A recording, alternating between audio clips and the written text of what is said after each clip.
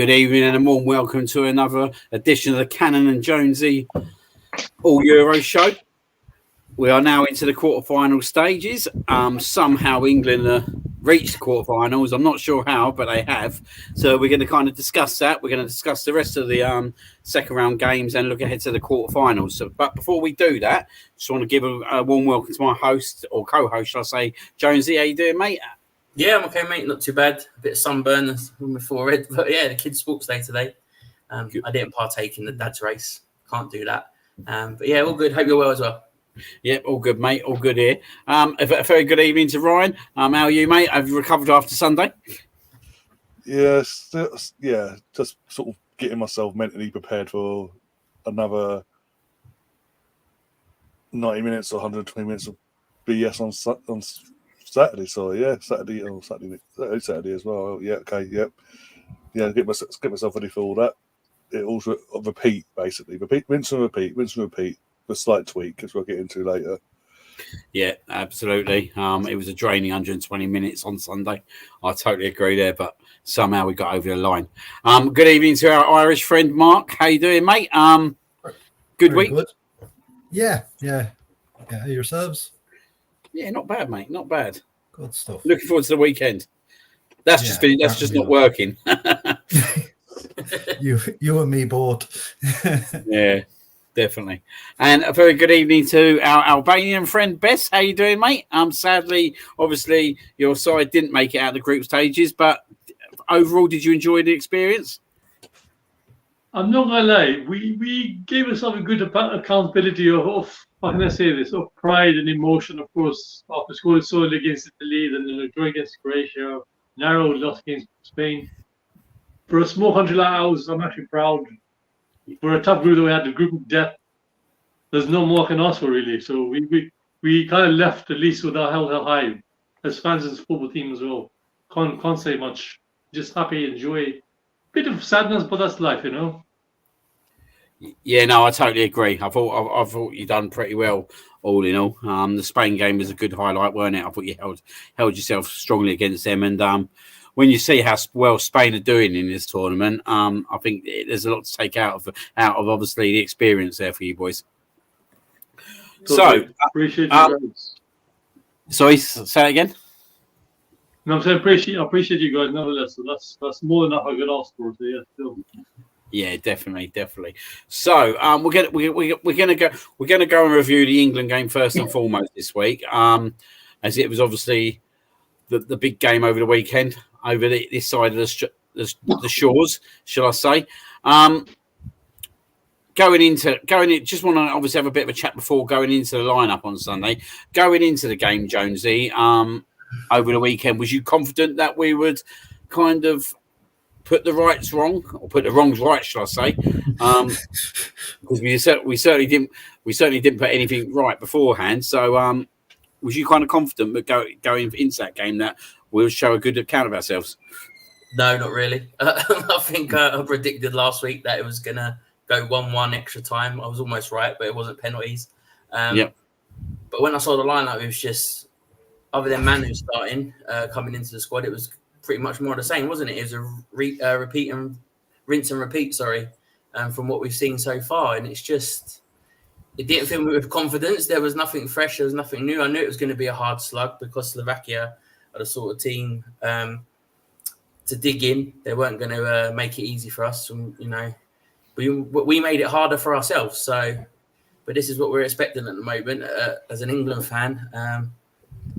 I just hope the rumours are true and what we're going to a bit later and what we talk about, that he might be changing it up. But no, I wasn't confident at all. I don't think any England fan was. There was people on the TV saying, yeah, you know, comfortable 2-0, comfortable 3-0. It was never going to be comfortable, not at all. And as we saw, it wasn't, was it? No, it's far from comfortable. Probably one of the most uncomfortable performances I've seen. I would like to say since Iceland, game 4. Obviously, the tournament started, but when I look back at it tournament-wise, I look back at games, and it did actually remind me of Iceland 2016, where we just literally couldn't put anything together, could we? Nope, nothing at all. Looking at the team lineup though, Ryan. obviously it was same old, wasn't it? Really. I suppose the only change that did go in there was Manu went in there for Conor Gallagher, which wasn't no surprise.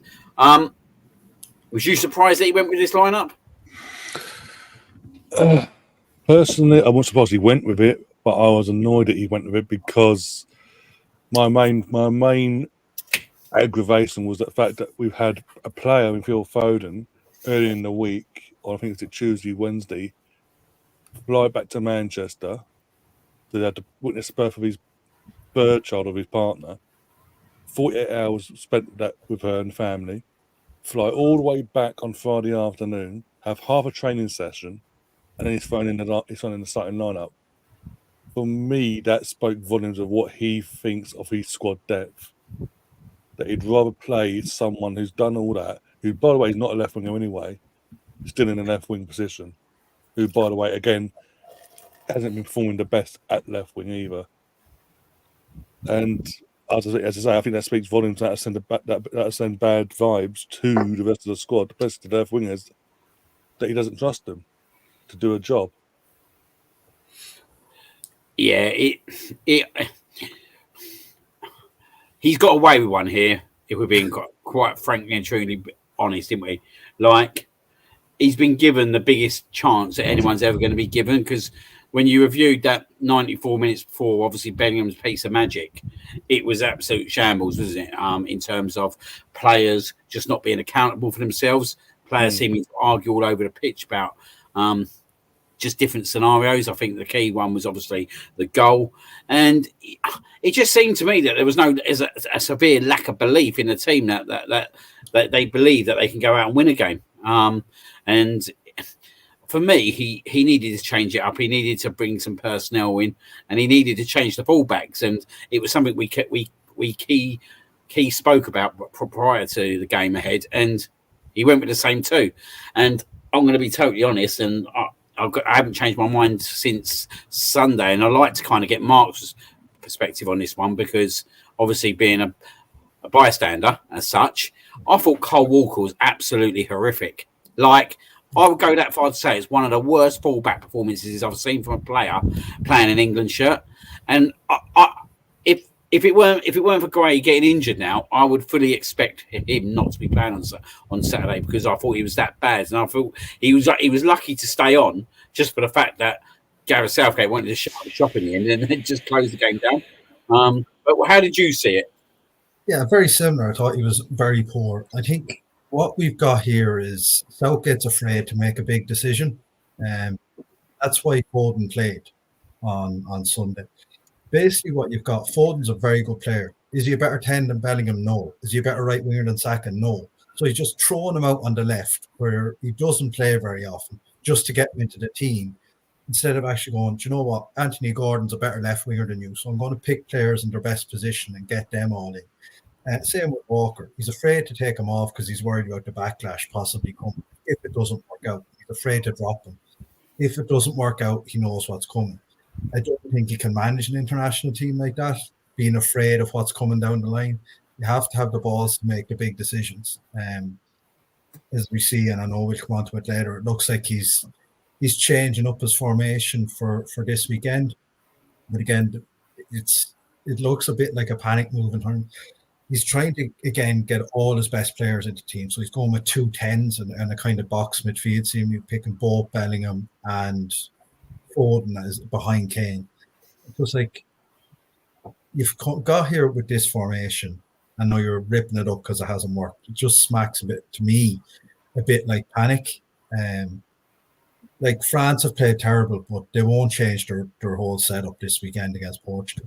Portugal the same. They won't change their whole setup this weekend. No, maybe he's doing it because does the Guay? It does. Does that suspension could that be a reason? Definitely, and it's not something, to be honest, I thought of until you brought it up there, but it is probably something he's factoring in. He doesn't really have another centre half. Cons has played most of his football at right back for Villa this season. Gomez has played most of his football at left back for Liverpool. Now, he could bring in Lewis Dunk, but I think in some of the warm-up games he didn't exactly cover himself in glory, so he probably doesn't trust him. So yeah, you're probably onto something there, Liam. I actually need to pick 3 defenders here or a back 5 as it might turn out, because if I go with a back 4, there's every chance it does. And Trippier hasn't been playing well either. So it's a way of getting him out of the team as well, which probably I don't think anybody will be too disappointed to see him dropping out of the team, because his form, not alone for England, but for Newcastle all season, has been poor. Yeah, like I'm looking at this lineup, and I'm looking at obviously the reason why. Now, I do agree it's not something that we should be doing going into a quarter-final stage, but I do think that he does need to do it. I do think he does need to do it, and I think there's 2 reasons why he needs to do it. I think the first reason he needs to do it is because you can't pair, for me, Lewis Dunk next to John Stones. I just think it ain't going to work. And obviously, I've been sitting there thinking prior to obviously the news day, like, how are we going to combat that? I think the second thing as well is that if he brings Trent Arnold in, and he wants to bring, I think he does want to bring Trent Arnold in.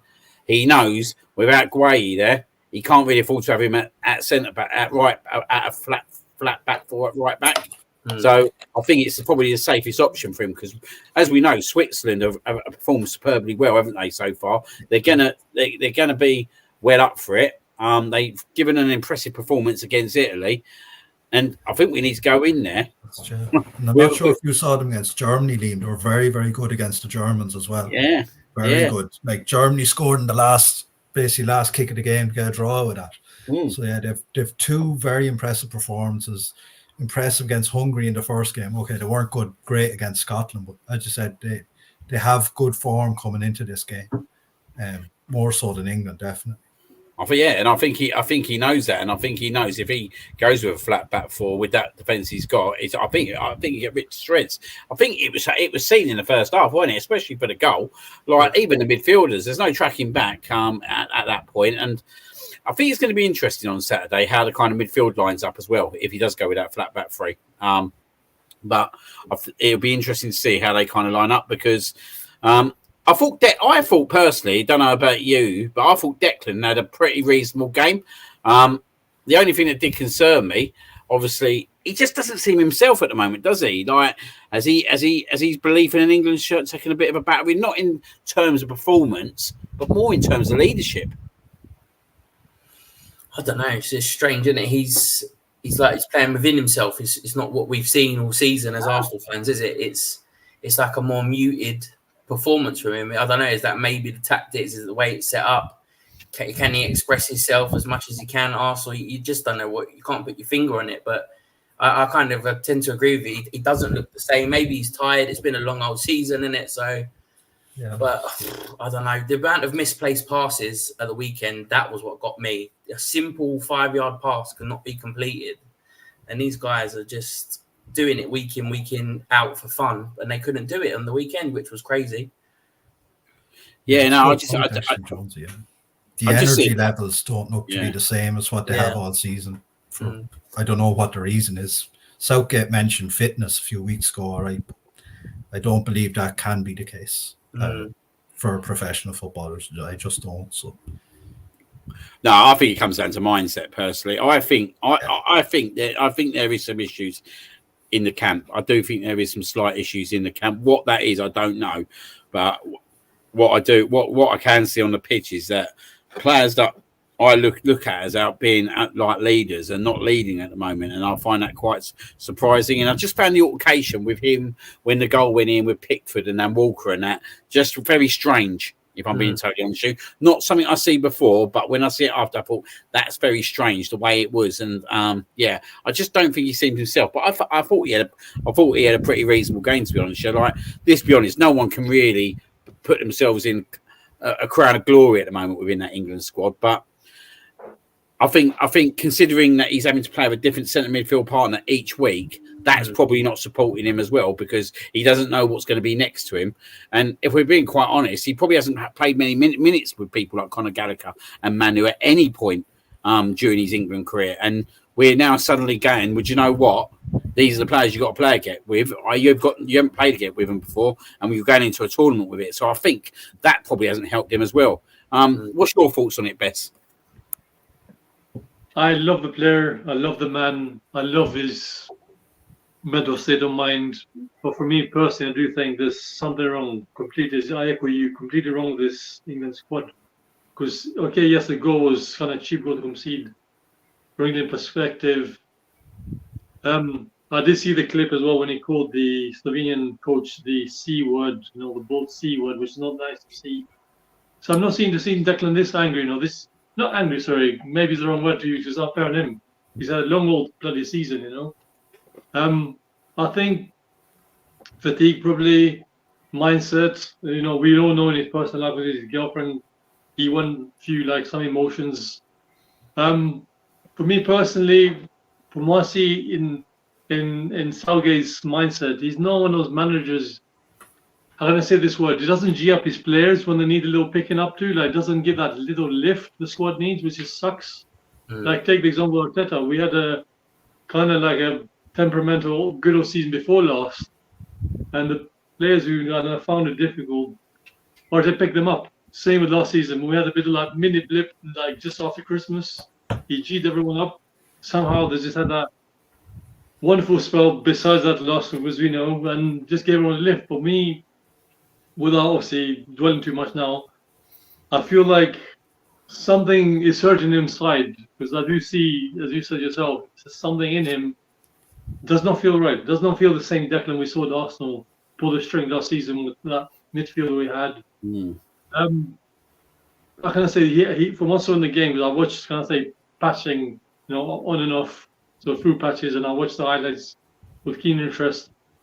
I do see that he feels like he's with England, he has more responsibility as a midfielder. With Arsenal, he's got Odegaard, and he's got obviously when he had Partey on the side, he had Jorginho on the side, so you had wingman next to him. But that with England is seems all the blame somehow almost falls on his shoulders, which is really unfair. So for me, shouldn't be hard on himself. He just carry himself like the Arsenal, keep his head up, do what you do best, play football you play to, and just don't let anything phase you, and just don't get don't get wound up pretty easily. Which is not, again, as you said, it's not something we used to see in him. He's a very cool head. He's a level-headed man. He's very calm on the ball, on and off. But just with England, somehow, maybe there's something there. He needs a bit of a tweak, shall we say, nothing more. I'm not here to criticize him.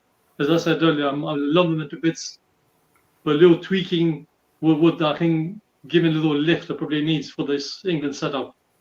That's the way I see it. I think before I go into the next bit where I've got this quote from Phil Foden, I think going into the Switzerland game, for me, we need width. We definitely need width on both sides. And it's probably going to be debatable what I'm going to say, and I'm probably going to have a bit of debate about this later going into the show. But I actually think Saka did on Saturday. He has to take one for the team again. And the reason I say that is because we are going to have to go with a back three. Now, in the past, when we've gone with a back three, we've sat there and had Trippier at wing back and Kyle Walker at wing back. We know what that basically is. That's a back five. That's a back five all day long. But if you have Trent Arnold and Saka as your right wing back and left wing back, I think that's a totally different formation. I don't think that's naturally a five at the back. I think that is a three at the back, and I think it's the way how you manage the game with that. And I think these two guys are two guys that have shown time and time again for their clubs that what distribution they can give in terms of wing play, but also provide assists and also score kind of goals as well. So for me, I think he does need to take one Saturday because I think there is no Gueye being suspended is a big problem for me. It's a massive problem because I don't feel we got the centre backs to be comfortable in saying, do you know what, go out there Saturday and do a job. Now, obviously Saturday, if we do go with a three at the back, they're going to have to kind of do a job. And I think, Mark, you're bang on. When you talk about Switzerland and their form, they're probably the most impressive team outside probably Spain of the tournament. Like Spain have probably shown a little bit more flair and shown a bit more goal in terms of scoring goals and all that kind of stuff. But when you look at Switzerland's games so far, they should have beat Germany in their own backyard. Yeah. and they got a 2-0 win against Italy, and it was a very, very comfortable 2-0 win. Okay, Italy are not paying for, but they still had to go out there and beat a pedigree side, and they've done that. So this Sunday is as hard as a test as it becomes, and everyone's sitting there going, "Oh yeah, but we got the nice side of the draw." Yeah, we have got the nice side of the draw, but this is, for me, this is the bogey game. This is the bogey game, and we have to get it right. And I don't see any other way he can set up Saturday than going with this, if I'm being totally honest, because I think if he goes forward at the back, I just think we get ripped to pieces. And if he goes 5 at the back, like he is, the only person who can play left wing back is Saka. There's no way I want to see Trippier again. Luke Shaw's a joke. Why did he bring Luke Shaw? Like, why? Like, I know this has probably been done to death by you guys already, but bringing a guy who hasn't played since February is just absolute stupidity to me. Absolute crazy stuff. And now he's out there, he's trained maybe twice. He's not going to play the whole tour. You've basically wasted a squad spot on a guy who's injured. Crazy. You're being very polite, Mark, considering you're neutral. But please, just go for it. Tell us how South is a fraud. He's an idiot. Just go mental. No, we still have no manager, so you never know. There could be a job for him there in a couple of weeks' time. I'm not that desperate, trust me. It's going to haunt. If this doesn't pull off, that question is going to haunt him for a long time. And it's quite ironic, isn't it, that the go-to guy that he went to take his 5th winning penalty is the go-to guy now that he's going to say, look, I need you to play out of position on Saturday and play in a role that you probably haven't played in for quite a few years, apart from obviously in the last half hour, obviously of that game on Sunday. Now, I've got no worries about Saka. I've got no worries whatsoever because he's got elite mentality. And when I mean elite mentality, he's got elite mentality. Like what he's overcome in his career so far at such a young age, I just know that he'll go out there on Saturday and put a performance, whatever position he plays. And I just think, do you know what? This might be the making of him as such in terms of England, that he's been given an additional responsibility on Saturday that's put out of his remit. And it's a brave one. It's definitely a brave one. But for me, it's the only decision that Southgate can make Saturday if he wants to go with 3 at the back. And I just don't see how he can't go. He can not go 3 at the back on Saturday. So I feel Saka has to take one for the team. Now, if it works, do we expect that to remain at the rest of the tournament? I don't know. But I think it's such a big game for him Saturday. And I think he's going to be a key. Him and Trent Arnold, I think, are going to be the key pieces Saturday to make this work. And I actually think by having these two on the wings, I think you might see a better Declan Rice. You might see a bit more happier midfield in terms of him and Manu. I think Bellingham and Foden being more natural positions. And Kane scored on Sunday. Don't get me wrong. I thought he was absolutely horrific again. Again. And I didn't think he did anything until he scored that goal. But he's got the capability of scoring. If we can get it right, hopefully he can get it right. So it's a massive game. But I'm going to go back to you, Jonesy, because I've had this catching up for a while now. This kind of... I just don't... I know... the thing is, right, I look at this and I know where the problem is. So you've got Phil Foden again. I feel sorry for Gareth. In training, he has been telling us to press and be high up on the pitch. And I feel like sometimes it has to come from the players. But when you've got 2 aging fullbacks at 33 and 34 years old, can you fully expect an England team to be pushing high up on the pitch? And even when you sit there and go that the 2 fullbacks are 33, 34, John Stones is now on the other side of 30 as well. Yeah, it's impossible. he's asking them to push and, pull up higher. But these guys haven't got the legs anymore. We've seen it. He's asking Kane to press high. We've seen it this tournament. Kane's legs have gone. They're literally... He's just now going to be standing in the box in Germany and scoring goals, tap-ins. But to me, that I don't know. That statement stinks a bit like the players maybe have lost it with Gareth. They don't want to do it. But I know, as ridiculous as that might sound, you do get that. Saturday. I know, yeah. Ryan said it the other day, didn't he? That the players have lost faith in him. I don't know. Gareth Southgate. Some of the quotes that have been coming out the England camp, like what he said on the interview Saturday. I know people are saying, "No, don't read too much into it," but he threw Tony under the bus. that from Foden as well, that's just come out, is a bit like, well, why are you saying that? You know what I mean? It's a bit like, shut your mouth and play football. Do you know what I mean? Like, you don't need to make these quotes. But so I agree with Ryan, and I've agreed it for a long time. I don't think the players trust in him anymore. Maybe that's why Declan Rice doesn't look like he's up for it. Maybe he just thinks, you know what, fuck it, let's just get this tournament over and done with. Let's be honest, we've all played for idiots. You know, like I've played for managers and like when I've played football, and you think this guy's a prick. If we don't do anything, he'll be gone. Do you know what I mean? I know how stupid that sounds. Yeah. I'm not saying they're going to chuck games and all this stuff, but you like to play under someone who you actually like and admire. You know, rather than a boring tosser. You love playing under me, then. Johnny Gooner had that pleasure. Trust me, I'll let him answer that one. Just going to go to Ryan on that as well. Because obviously I know you've obviously been quite vocal in terms of the players having not the faith in Southgate. But when you start looking at players that are playing under Mikel Arteta, Pep Guardiola, Jurgen Klopp, there's three big names just to read off straight away. Top three for the last season. It's chalk and cheese, isn't it? When you start going out to kind of Gareth Southgate. And this is what I was saying about the Ben White situation as well, because I used that as an example, that whole situation there, and how the information came out at the time back after he threw again. Talking about Owen Tony. That wasn't the first time he's thrown a plane on the bus recently. We saw it at Ben back in March. He's happy to do it, and I think that was the start of the players going, "Whoa, you've not done this before."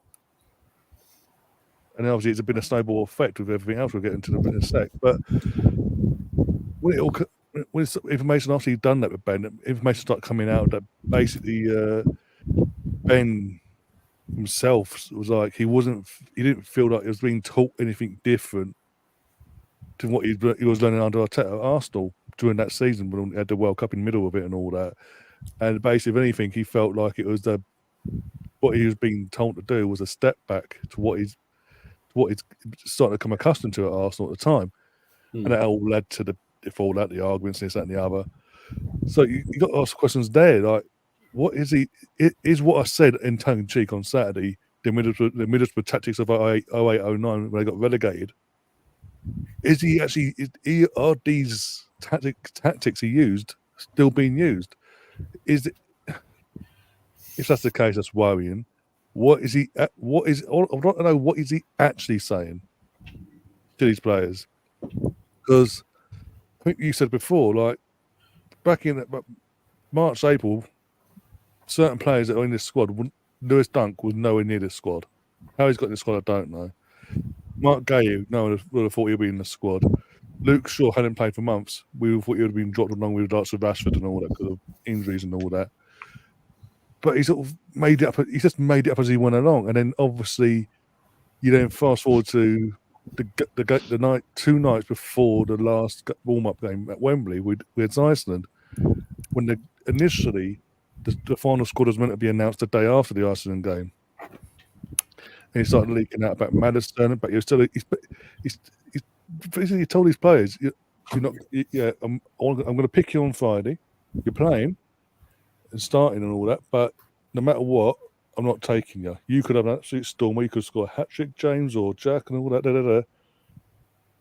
Man of the match performances, I'm not taking you. You're staying put. And the fallout, because it obviously came out bit by bit, the fallout was players, barring one player, who still, even though he showed loyalty to Gareth in that moment and stay put, didn't get any minutes. And James Trafford, the goalkeeper, all the other 4 or 5 players all told Gareth where to stick it, and 2 of them went to Vegas and pissed up with fucking Gary's brother.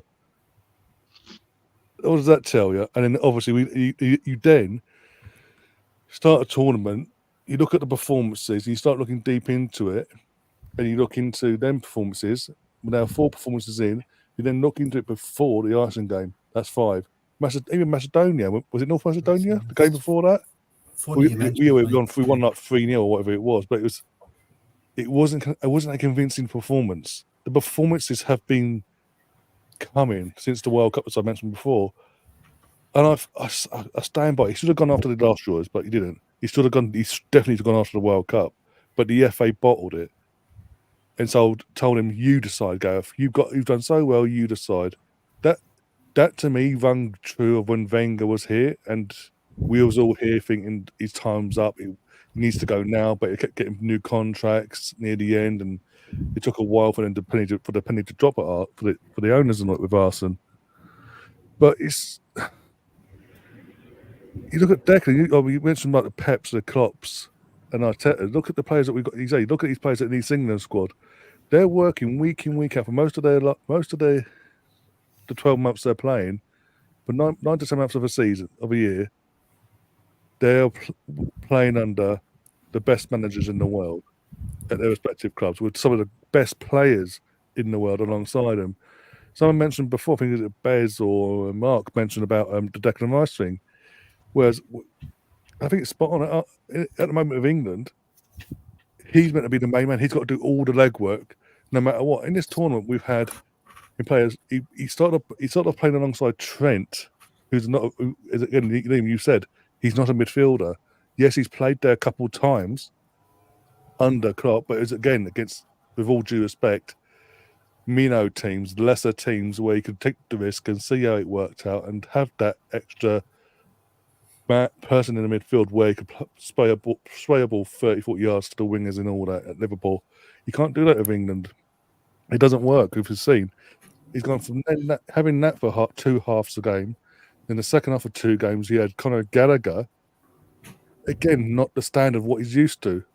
Along with you consider Jorginho and Thomas Partey this season playing as his partners alongside. Even somebody like Congo would be a better option than Conor Gallagher. And that's saying a lot from an Arsenal fan. And then Conor Gallagher starts the 3rd game, and then he's hooked off of Kobe. Kobe is the youngest player in this squad, and you're then going after halfway through the 3rd game, and then on last Saturday, Kobe, you're my man alongside Declan now. So yet again, everything's put on Declan because he's got to do all the leadership. He's got to do the vocal work with Kobe, make sure he's maintaining his position, doing his job, whilst doing his job at the same time, maintaining his position and doing what he's got to do, and keep the ball and hope that players ahead of him are making runs. You're asking too much of the lad, and it must be frustrating, not just for him, other players as well. I mean, Phil Foden, we've said it before. From City, he's a fantastic player. Pep wouldn't play him if he wasn't a fantastic player. He wouldn't be nowhere near that City squad. But yet, Gareth, somehow, no matter what, I've not seen a Phil Foden performance on a Man City level in an England shirt under Gareth Southgate. Everyone 3 years ago in English media gave Foden the Gaza tagline. And what did Phil Foden do? Go dye his hair like Gaza in '96. And that's all he did. He was non-existent. But it's frustrating because realistically, you could put Jude alongside Declan. You could then put Foden in the number 10 role if you're going by Gaza's normal formation, and you put your Anthony Gordon or someone else. You could even have took Jack Grealish in this squad. Put Jack Grealish in that squad. Put him on the left-hand side. Saka on the right. Everyone playing in natural position. Actually take a left back in Mitchell or something like that, as not injured, has actually played all season, actually been really good, all things considered at Palace. But no, Gareth wants to just be Gareth, and I think he knows he's on his way out. That's why he's happy to take risks with Luke Shaw, because he knows no matter what, this is his last tournament. But it is frustrating because we've got such a talented squad here. The players we've got is more than capable of winning this tournament on their day. But I've said it time and time again. The one person holding us back is his manager. And anyone comes at me and goes, well, we got us to semi-final of a World Cup. And look what happened at World Cup semi-final against Croatia. He went 1-0 up. He put the handbrake on, fear factor tactics, and it backfired. And we noticed it backfired. Did he revert back to the tactics that worked in the first place? No. Fast forward to the Euros in the final. Same thing. Did he track back? No. He then throws a kid, look what youngest players. He throws a kid under the bus in a penalty shootout on home turf. What manager, no matter if you're an ex-player or not, especially if you've been in that situation before on home turf in your own playing career and you nosed up, and you weren't even the youngest player, what person in the right mind throws a kid under the bus knowing what's going to come social media-wise? Everyone knows what social media is like, sadly. when it comes to certain situations. He didn't take responsibility there. And then on Saturday, after the game, you've just won 2-1. Ivan Toney saved your ass, and you've gone out there and thrown him under the bus by saying that he was pissed off with you because you. It's too right. I'd be pissed off if I was Ivan Toney. I'd be pissed off with fucking Gareth. 2 minutes to save his fucking job. How dare you? And he had the audacity to do that, and he now got fucking phoned and trying to back his ass up. No. So, look, the sooner he's gone, the better. The Ivan Toney one's an interesting one, isn't it? It's a tricky one for me, but I just think like when you're representing your country, like you go on whatever the weather, whether it's the last minute. Don't get me wrong, he should have been. I totally agree with everyone. He should have been on with 10, 15 minutes to go. But if you're asked to go on in the last minute, you go on and then you deal with it after. Now, fair dibs to Ivan Toney because he got over that pretty quickly, didn't he? They got the equaliser, and then he was part of the winner with a vital assist. And I actually thought when he come on, until Southgate put the handbrakes on again, and then went ultra defensive after about 100 minutes, I actually thought Ivan Toney looked good up there. I thought he looked good. He was actually making an effort to get in front of his defenders. Not something I didn't see Kane do the whole game. He was giving us something up top. Yeah, he was giving. He was making defenders work. He was bullying. Basically, he was bullying his centre backs. He was bullying them. And Kane, don't get me wrong. Obviously, Kane played for Spurs, so my love for Kane is at a minimal low. But let's be honest. When he goes missing in England games, he goes missing in England games.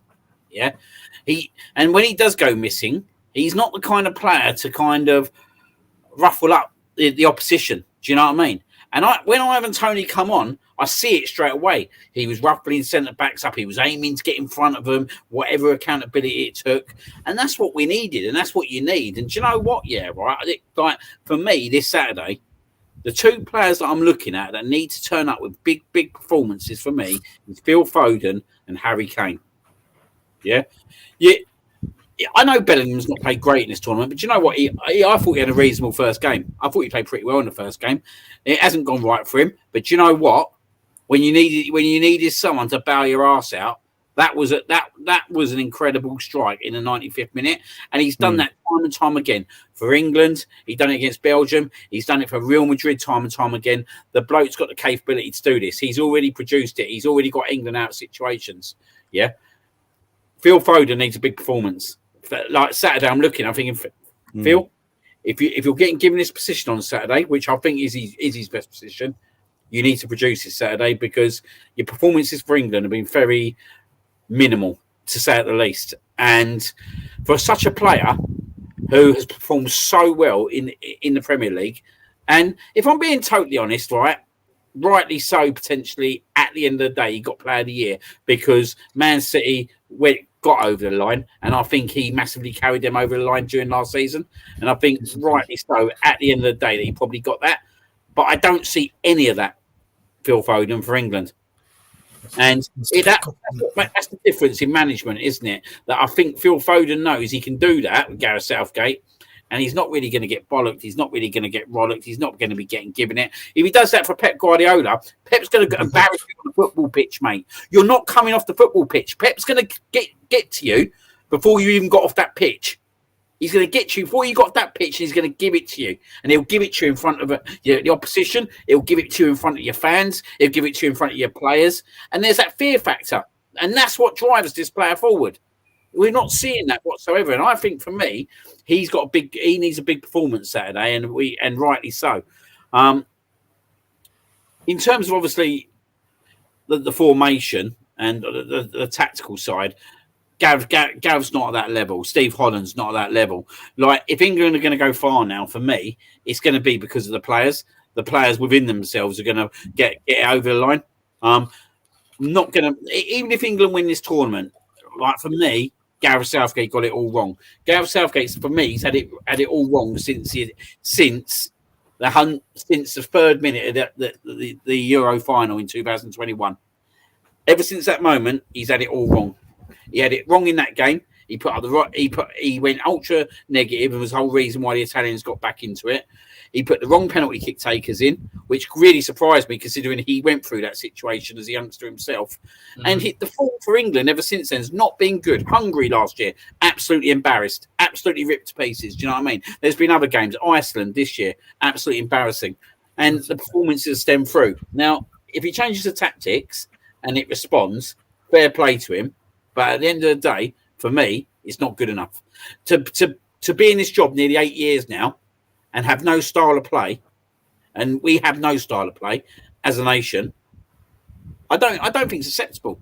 I really, really don't think it's acceptable, and I don't understand it. I don't understand how we're in this situation in 2024 when we've got the caliber of players that we have, that they don't know who they're playing with coming into the tournament. I think Declan's had absolute no idea who he's playing with, and I don't think anyone knew what the squad was going to be, and I just think that he's got it totally wrong. And Bellingham's bailed him out, and if they win on Saturday, it's going to look good on his CV that he's got to another Euro semi-final. But for me, I won't credit him with it whatsoever. I think if we win on Saturday, it'll be down to them players alone. I think I put this in the group a while ago about Southgate. He's definitely not England's best ever manager, but he's certainly the luckiest. Every tournament that he has come across, the draws more or less opened up where he's got fallen, if you like, on the right side of the draw. Now he has to take advantage of that when that happens, which he has more or less done. But every time it happens, the first good team England run into, they seem to lose it. So, as I said, he's been extremely lucky with the draws he's got that has allowed him to basically fluff up his CV with false results in a way.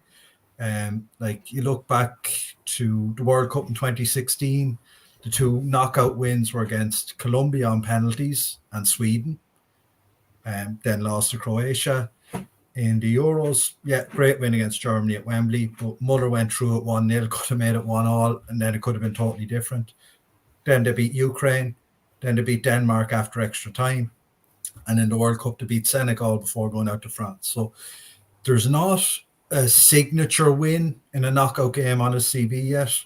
Maybe he'll get it in this tournament, but the form we've seen wouldn't suggest that. As Ryan has already mentioned, I just looked up England's kind of last 10 results before coming on. They've had 3 wins against Malta, against Bosnia, and against Serbia in the first game of this tournament.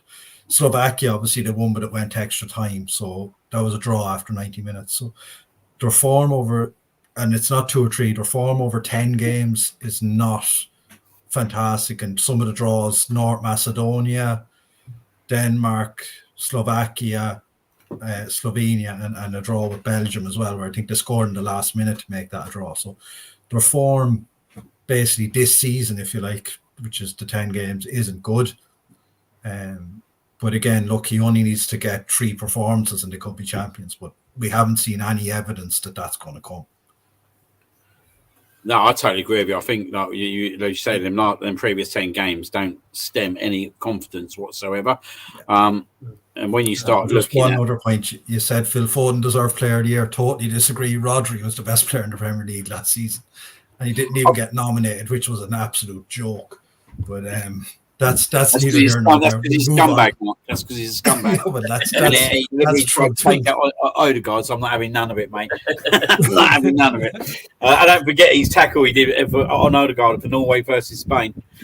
He don't get me wrong, he is a great player, and I think yet again, obviously he is a key factor. But the difference is that he goes to Spain and he'll produce the same thing, won't he? Do you know what I mean? And he's been brilliant for them in this tournament so far. He'll go away and do the same thing. But I'm going to go with you, Bess. Obviously, looking ahead to Switzerland, an old friend of mine, Granit Xhaka. I know him very well, don't worry. Yeah, you know him very well. We know him very His well. ancestors are very close to this. Sorry, and his brother. Yeah, you know your history very well. Yeah. 2 defeats in a whole of last season. He's got 2 defeats. Unbelievable. unbelievable. That's what to say. It does concern me, mate. I'd have been all looking forward to Granite versus Declan, and I still am to a massive extent. But he's on the crest of a wave, isn't he, at the moment? And it seems wherever he touches is turning to gold at the moment. And yeah, I'm quite nervous. I'm quite nervous about Saturday. Like, obviously, knowing now they're going to change it and put additional support within that kind of midfield, potentially does kind of support my belief a little bit further. But it's going to be a bloody hard game, isn't it? And they've got some match winners themselves in the team, as we see against Italy. Totally. For me, what I see with this, I mean, don't mind me saying this. I mean, as much as I talk good things about England, the squad, not the manager. Promise, not the manager. From what I see is they go a calm, defensive unit. They're kind of disciplined midfield, kind of ruthless attack. But the thing is, they're no nonsense squad, which seems to be something not seen from this Swiss squad, and something I think England can learn from, like how they have a leader in Xhaka, which I'll complimentary into him, because I have to say facts, and to have a leader like him is unbelievable. To still be a 31, delivering, as you said, Midas touch, delivering man of match performances. I know he's still. People are say he's had it a bit of an easy ride because he's got a bit of a strong unit on his defensive unit. As we know, the goalkeeper Sommer has been playing for years. Very much presence is all there for the taking. But Granit Xhaka himself, I mean, have we kept him? And me wishing have we kept him. And that's me dreaming now. I mean, it's well. I want England to do well on Saturday, but I just want to say, I really hope he just does himself proud on Saturday again, because he just seems to deliver these moments. You just think I wish we still kept him at Arsenal, which was meant to be. But you put me in a tricky spot now. I don't know what to say. I'm a bit lost for words. The word I can say is this Swiss squad shows England that look, we play as a unit, but you can't rely on one person and all thing. They play together. They play. They feed off the fans. How can I say this? I'm saying this properly. My homeland played in the Euros. We only got 1 point out of 3 games. We played for the fans. We had that extra lift, We had that, I don't know, belief that we can try something. The Swiss seems to be going everywhere. From, as Mark alluded to earlier, and I give an example again. I saw against Germany. That's just more a complete Swiss team. I never seen Switzerland. Really, this player is good. Not just as they dominate, but they play well. But they play, I can say this, kind of like, I think same as Italy did in 2006, because Italy used to do this thing, as you remember, they start defensively, somehow midfield connects with the attacking, then they track back a bit more, press a bit more. So again, it's just hard to tell. I mean, as much as I want England to win on Saturday, but something tells me Granit will still have a cracking game. Something's telling me that he would just have a wonderful game despite everything else. England needs to step up and just basically stop him with all tracks, because otherwise, as we know him, he can shoot a goal from any distance, and the boy will not care. Any distance, any side of the pitch will be as well, maybe an assist. I don't know. A lot to take in. A lot to take in that one. Yeah, it's definitely going to be an interesting one. In terms of you, Jonesy, are you confident we can combat Switzerland on Saturday? I was just looking at their squad. It's packed in it, full of experience everywhere, right through the squad, from Sommer, Kanji, even Shaqiri can still do a job when he comes on.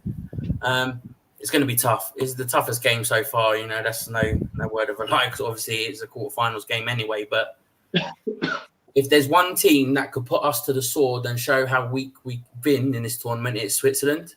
And I'm quite fearful if we turn up anything like we have, it might be embarrassing. That's how worried I am about it. But I don't think it will with that formation and the changes he's made.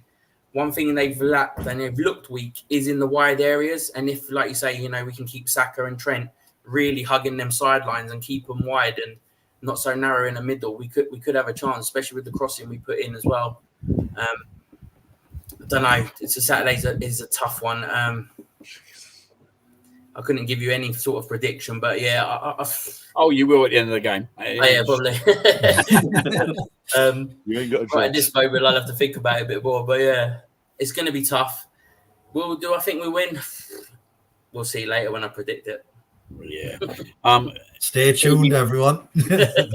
Evening down south to Mr. Betts himself. He says Southgate has taken a world-class talent and putting in a straitjacket, risk averse, limited mindset. You guys will be better with Big Ange as manager. He probably ain't far wrong, to be fair, is he? got the right mentality. Yeah, exactly that. Yeah, so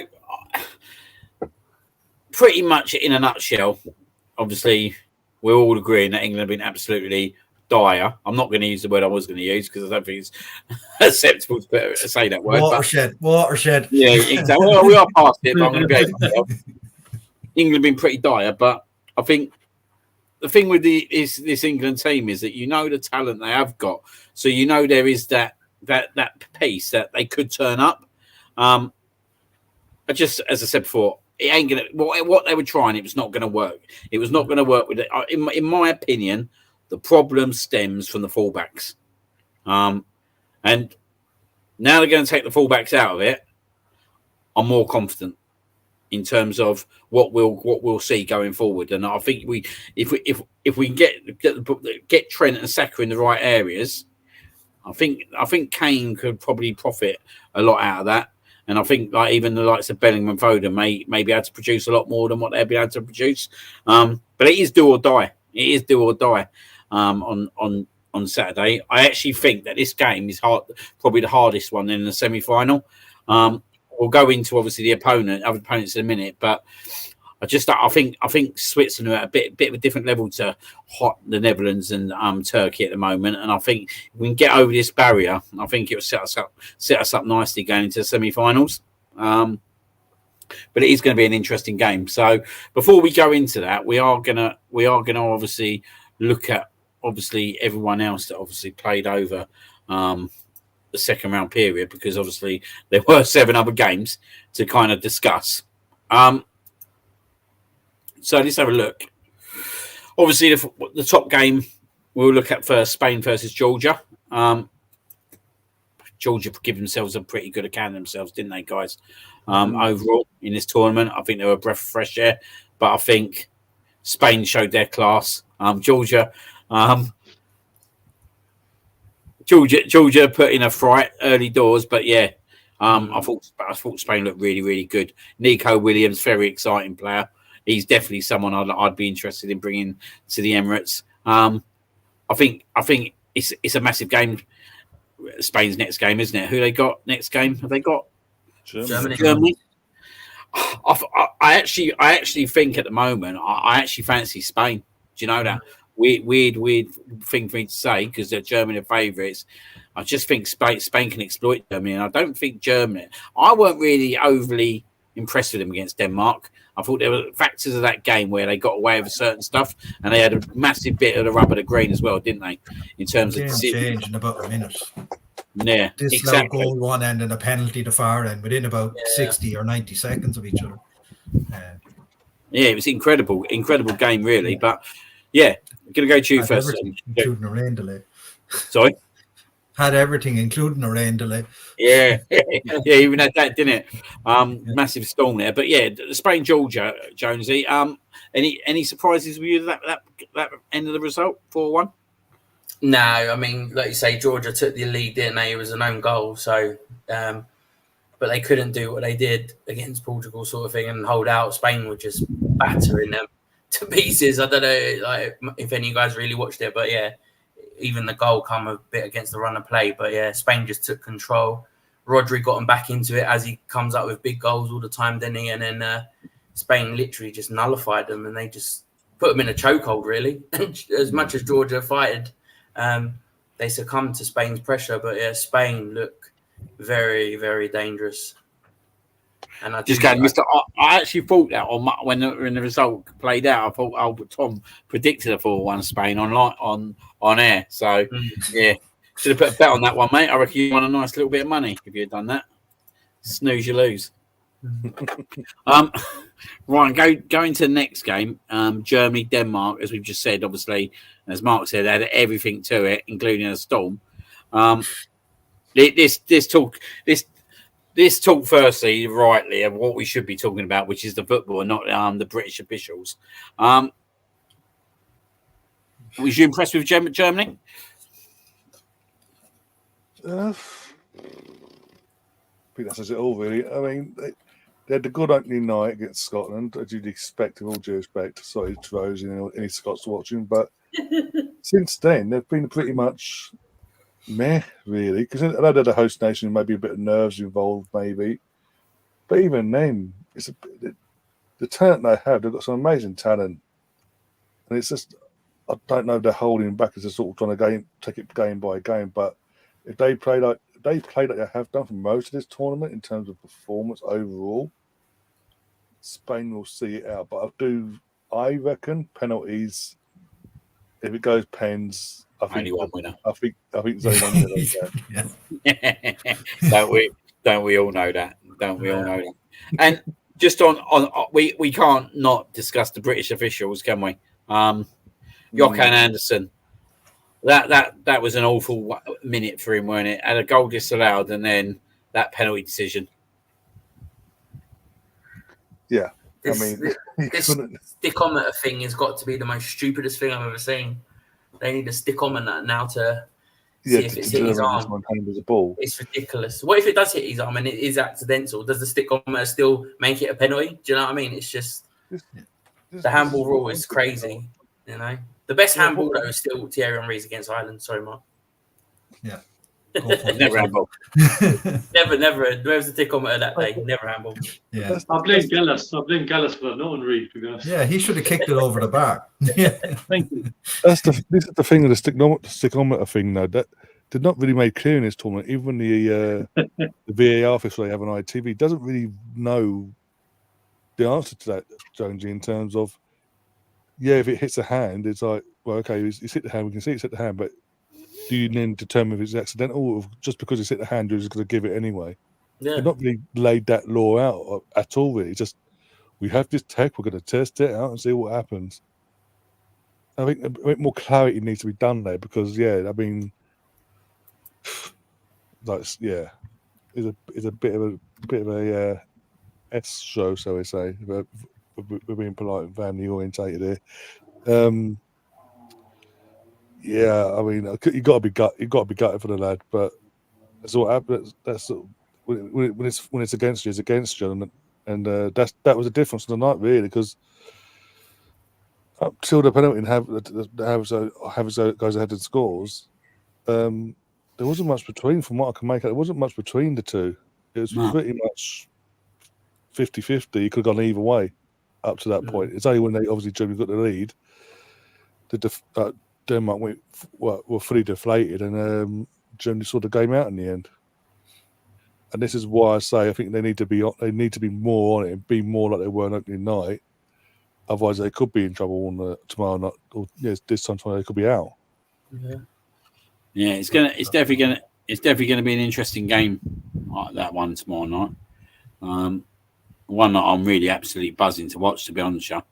But we'll go and look at the next game because I thought it was an absolute dire game again, and I was really looking forward to watching this one, France versus Belgium. It's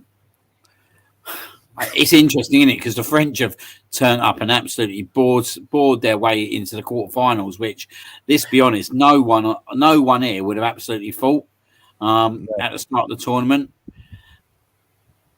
Yeah, I'm waiting for France to explode. I'm not sure it's going to happen, if I'm totally being honest. And I think the problem France have got now, I think they've absolutely screwed themselves over in terms of where they finished in the group stages, because they're going to play Portugal, and I expect them to beat Portugal, but they didn't need to be playing Spain or Germany in the semi-finals. No. And I think they probably got away with one, that they've got Portugal and not the other two in the quarterfinal, because I think if they've got the other two in the quarterfinal, I think I'd be going for a shock prediction, and I'll be predicting one then too to kind of potentially knock France out. But our boy Billy Saliba's been an absolute rock, hasn't he? And the old Porridge list contender Didier Deschamps must be eating humble pie now, mustn't he? Like, what an absolute wally that guy is, by the way. Like, I don't like the geezer, we all know that, but I don't get where he was getting off from in the first place with William Saliba. But it's a breath of fresh air seeing him in this tournament and just watching him from an opposition point of view. Because sometimes you just watch him with your Arsenal tinted glasses and all that. But I've been watching him like just from a part, like obviously from an opposition point of view, because obviously I'm from England, but also just from a partial point of view. And he's even better than what I probably think when he's playing for us. Like, I'm going to go to you, Mark. Like, how good has he been for France in this tournament? Incredible. And the other side, he's had to be, because France haven't clicked it all up front. Their top goal scorer is own goal. So, like, he's been absolutely immense. And the fact of the matter is he's playing left centre-back for France after playing right centre-back for us all year. He's I know we say this all the time, but he's a Rolls Royce of a defender.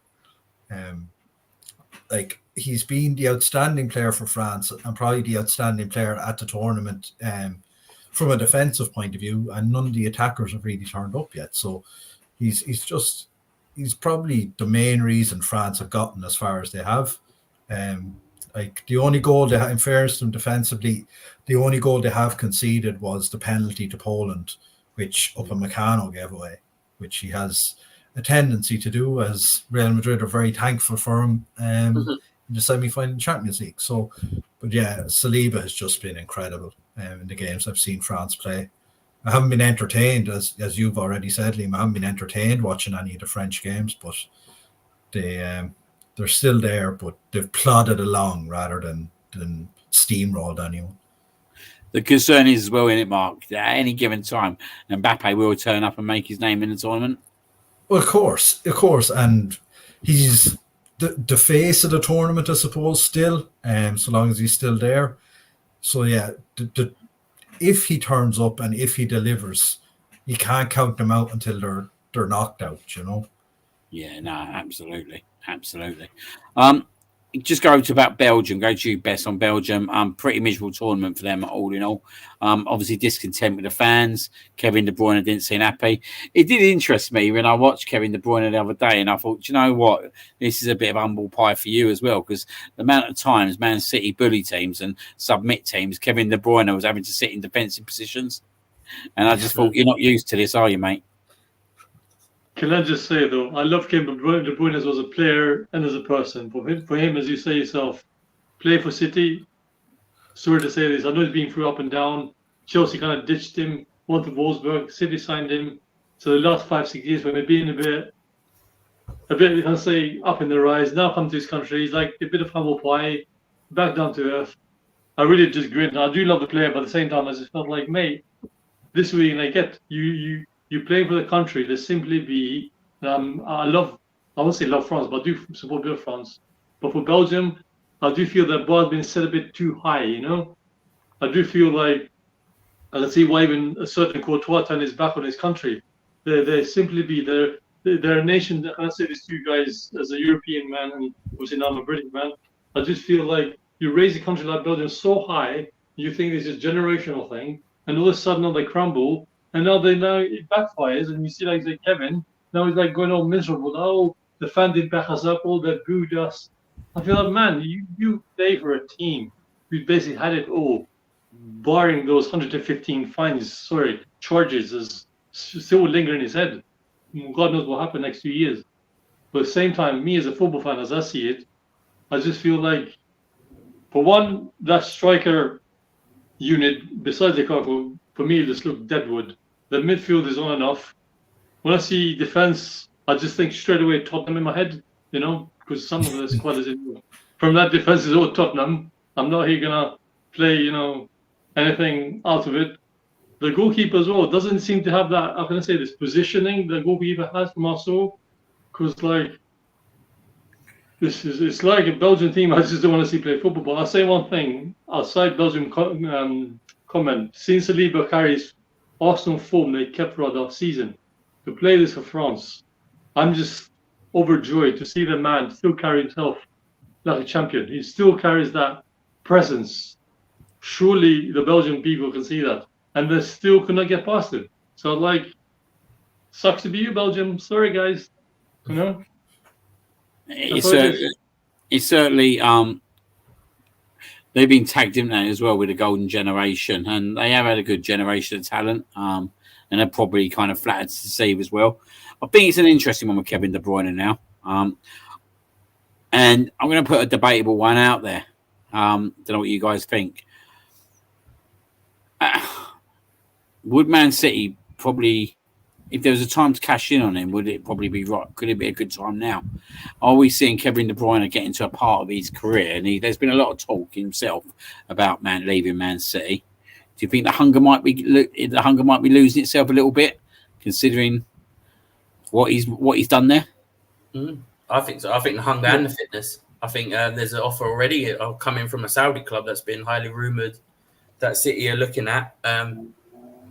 I don't think he's got a full season in him anymore with his injury record at present, and I think he wants to get out. They know what's coming for City. A lot of players might see make a jump pretty much sooner rather than later, and he might be the first to start that exit door rolling.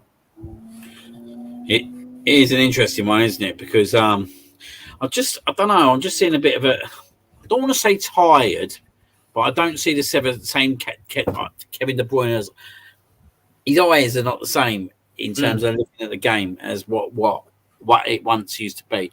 And I know I think he's probably come back from an injury back into the season. It's probably not been easy for him, and he's gone into this tournament and they've struggled, and it probably not done him any good whatsoever. But I'm just wondering now with Kevin De Bruyne, like there's been a little bit of talk now about him kind of potentially leaving Man City, that maybe it could be the right time for both to kind of look at new avenues. And we all know obviously what's going on behind the scenes, and a lot of players will be thinking around that as well. So I think that's definitely one to watch out for over the coming months. Looking to the next one, the Romania versus Netherlands. I thought Romania were the poorest team in the second round. Holland could have won that game 5-6-0. It was ridiculous, absolutely ridiculous the amount of chances they missed. And I know we had James on last week, and he weren't very flattering in terms of Holland's chances. But yeah, that's probably the easiest second round game that anyone got in terms of that second round, and they won it comfortably. And now they're into the quarterfinals. So, what's everyone's kind of thought? Well, I'll go over to you, Ryan, on this one. What's your kind of thoughts on Holland at the moment? I mean, from the conversation we had with James prior to the tournament and then last week, I mean, what we sort of expected really from what we've heard about him really. Like Koeman doesn't really know his strongest 11. The players aren't, because there are certain players they've got, they're not really clicking and gelling. I mean, as you say, they got the luck of the draw really in terms of Romania. I mean, Romania is. I was disappointed because I watched that game and I was disappointed with Romania because it came across from a neutral point of view that they were just happy to have got this far, basically. And that was it. And there's a good day out for them, with all due respect, not trying to be disrespectful. It just felt like that. But they didn't try to land a glove on Holland. Holland were out of the bigger nations in that last 16. They were there for the taking if you turned up on the day. And yet, for England. They just, yeah. They just failed to flatter to deceive in and let Holland just walk all over them, really. And as you say, it could have been on another day. It could have been 5, 6, 7s for Holland, and the record. And James would have been here scratching his head, thinking, "Hang on." But it is what it is. I do think they will get knocked out. I do think Turkey will just have that bit more hunger. Turkey. I watched the Turkey game against. Let's have a look. Austria. Yeah. I think Turkey got a bit about them now. They'll be a bit more, again, a bit more than Romania anyway. And I think the potential history making that could happen if they were to progress is what's the drive Turkey. Turkey, as far as they're concerned, have nothing to lose. I do think they'll do it. I do think they'll do the Netherlands out with maybe extra time needed, maybe. Just because, again, taking the Romania game to one side for a second, I've not been impressed with Holland. I watched the Holland-France game. It was abysmal. And the other games as well. They did lose their last game. Let's not forget 4-2 in the end. Yeah, When they needed to really win to win the group. Mm. So, yeah, I'm not expecting anything from Holland from here on in. Now, I think they are going to get knocked out on Saturday evening by Turkey because I think Turkey played a bit that's slightly bit more better in this tournament compared to the Netherlands. And it's a shame because there's some decent talent in that Netherlands squad that's just not decided to turn up again. Just a bit similar to the France national team. I think the France national team sort of exposed themselves as being a one-man team. If Mbappe doesn't turn up, they're poor. They struggle. I think with Holland, it's a weird one. Like, if England gets to semi-finals, I'd rather play Holland and Turkey. If I'm being totally honest, I think it'll be more of an open game of football. Where I think the Turks will actually try and batter us off the pitch. But I do think with Holland, I think they just done what they had to do. It was so easy for them. It was hard to really judge. Are they? Was that a statement performance or was that just Romania being Romania? I think it was the latter personally. But like, as you said, I think the true test is going to be Saturday night against a really stubborn Turkey team. And I think that's going to be a really good game. And I don't know if I'm going to be watching it yet or not, because if England get knocked out, I ain't watching anything. So I can't promise I'm going to be watching that game yet. But I'm hoping I do watch that game. And I think it'd be an intriguing encounter. But we'll go into that in a minute. We are going to go into the Austria-Turkey game. Austria, they were on a crest of a wave as well. I think they've really done themselves massive justice in this tournament. Thought they were a breath of fresh air again. And do you know what really impressed me with Austria on Tuesday night was even at 2-0 down, they didn't sink whatsoever. They scored, and Jesus Christ, let's talk about that save in the last minute, Mark. Oh, jeez, yeah. Well, I don't know how he did it. And it didn't do him justice because no one showed the save until after the game after that because it was so late in the game. But a world-class save at a world-class moment to send your team into the quarterfinals of the Euros because Austria were banging that door down of Turkey's. Yeah, I agree. I think if it went to extra time, Austria probably would have won. They had all the momentum. If he doesn't pull off that save, I really enjoyed that game. Actually, I wasn't expecting much from it. To be honest, but actually, I really enjoyed it. Very fast-paced, high-intensity game. Lots of chances. Again, Netherlands and Turkey, I think, is a toss-up. Turkey probably, I know they have a couple of guys got suspended. The guy who scored the 2 goals the other day has been suspended for the next 2 games for his gesture after the game. I don't know enough about it, but I do know he has been suspended for 2 games, so we'll miss this game and possibly a semi-final. So yeah, again, I really enjoyed that game between Austria and Turkey. And again, just looking at some of the young Turkish players, you've Arda Güler up front, who's been exceptional all tournament. Don't know how Real Madrid are going to keep all these players happy next season, but that's another one they've got. So two teams, as I said, have been a breath of fresh air to the tournaments. I don't think anybody was really expecting a whole lot from either of them. So yeah, and served up one of the better last 16 games. As I said, the others, a lot of them were either one-sided or just really poor affairs. So that was one good game we got. So yeah, and it ended up being the last game, which is I suppose at least he ran that. Yeah, we had to wait for with a bit of an entertaining climax. And we'll go into the last game, Switzerland, Italy. I know we spoke a lot about the Swiss, so we won't really talk about them at the moment. But obviously, Italy, disappointing performance. against Switzerland. I think the writing was on the wall after their 97th minute equaliser to get them into the second round stage. It's quite difficult to digest with Italy at the moment, isn't it? They just seem a little bit here, there, and everywhere. Really, they didn't seem like they had any substance to go far, and miserably got knocked out. Would I say, Jonesy?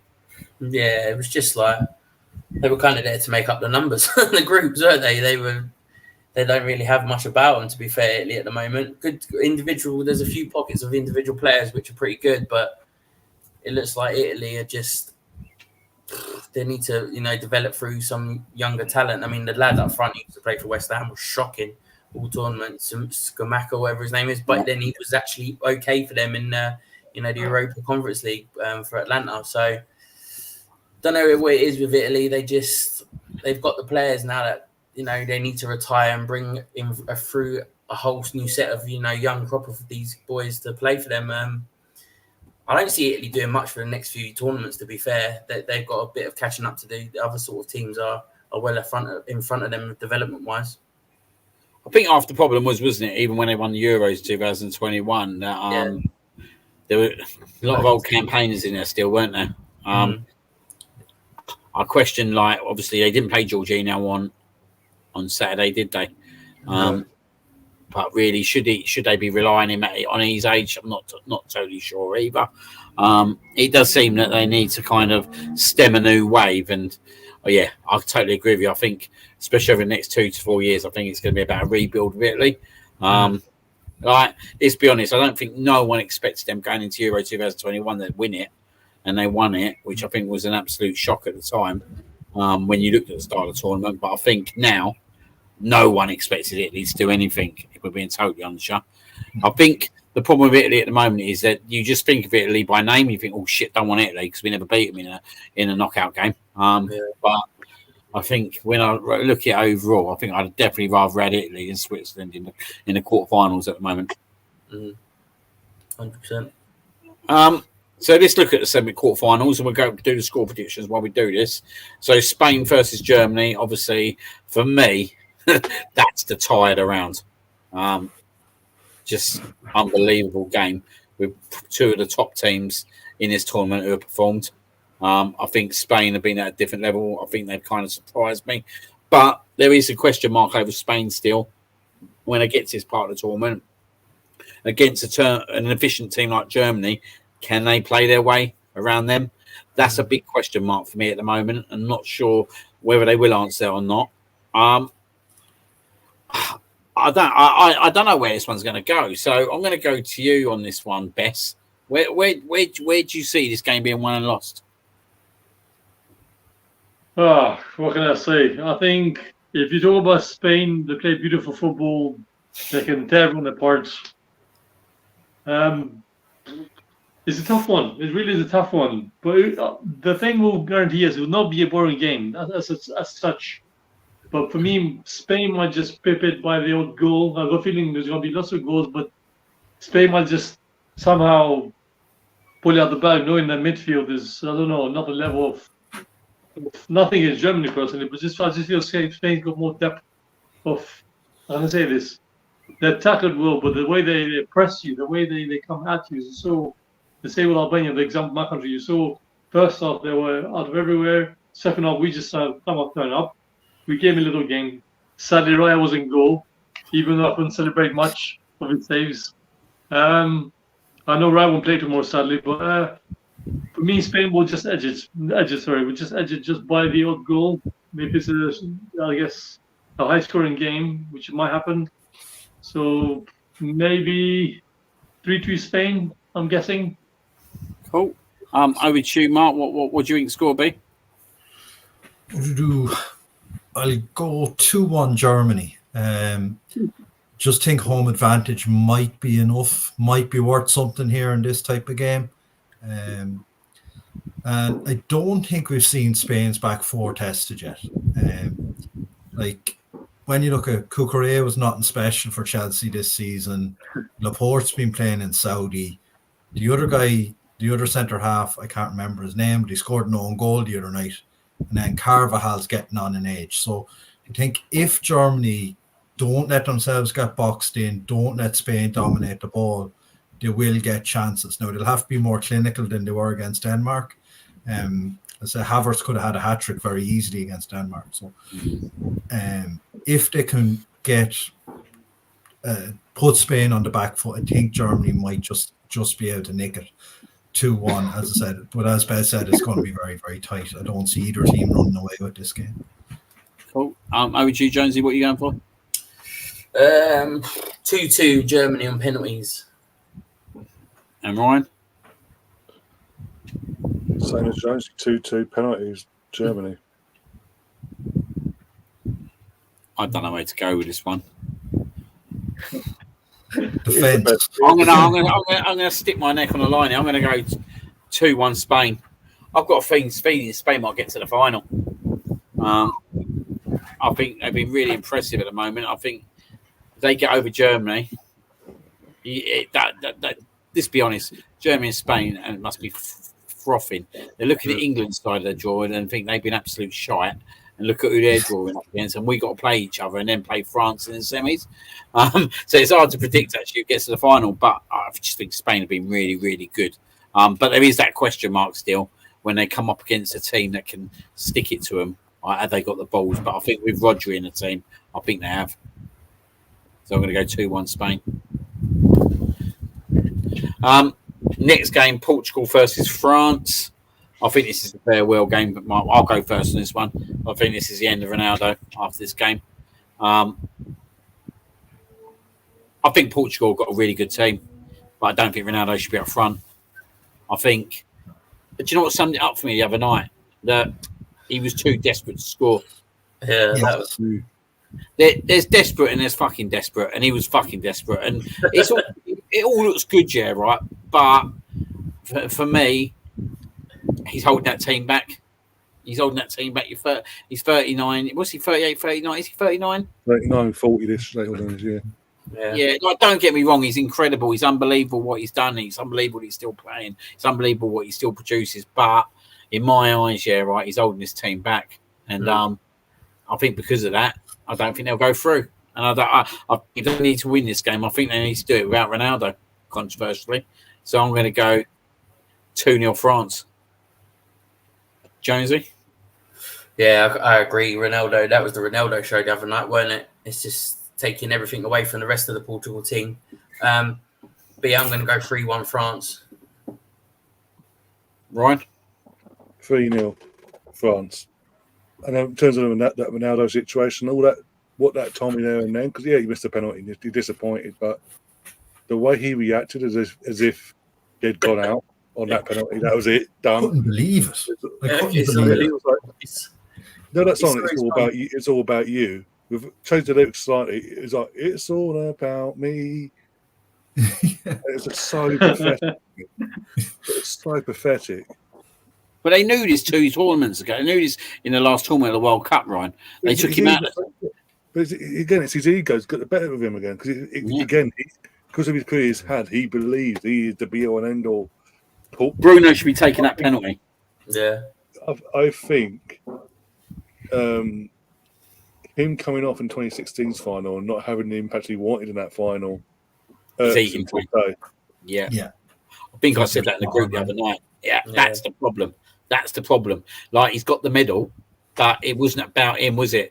He wasn't on the pitch. It eats at him. You see Messi on that pitch in that World Cup final. It eats away at him so bad, and that's my issue now. That he's obsessed with it, and because he's obsessed with it, but they had to take you out of the team when you was 37 years old because they knew the World Cup. Yeah. So why at 39, 40 are they still in the same situation? I don't get it personally. I don't get it. Like, don't get me wrong, it's unbelievable what he's done. It's unbelievable to see that he's still there. But I just think that Portugal's got such a talented team that they should be doing. They should be have someone up there now that is going to be taking them into the next 10 years or 5 to 10 years. So I'll go to you, Mark. What's your thoughts? Scoreline? I'm going to go 1-0 France. Looking at the way the two teams have played, I don't see this being a high-scoring game. Both teams being very blunt going forward so far. So that's why I just think France 1-0. Cool. That's And Bess? Same as you. Hopefully, Saliba has a go in him tomorrow. Oh, yeah. I didn't even think he's got to go off against Saliba. That'd be an interesting tussle. Cool. I know. That's why I want to see him and Ronaldo side by side for once. I want to see that. Look what Saliba did to Lukaku at the end of the game the other night. Literally slide tackle, boom, like it was at 0-0 still. I noticed on the highlights. I don't know about watching here. You know. And the next game, we've kind of discussed it, Netherlands versus Turkey.